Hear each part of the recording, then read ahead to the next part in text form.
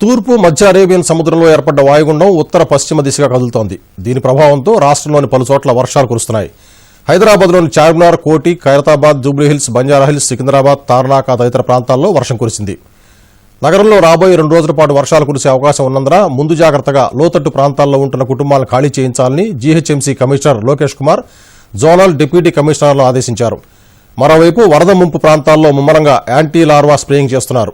అంటువ్యాధుల నివారణకు GHMC అధికారులు బ్లీచింగ్ పౌడర్ చల్లడంతో పాటు 60 ట్యాంకర్ల ద్వారా సోడియం హైపోక్లోరేట్ కెమికల్ ద్రావణాన్ని స్ప్రే చేయిస్తున్నారు. ఇందుకోసం 30 DRF, 30 ఫైర్ సర్వీస్ ట్యాంకర్లను ప్రతి సర్కిల్కు 2 చొప్పున వినియోగిస్తున్నారు.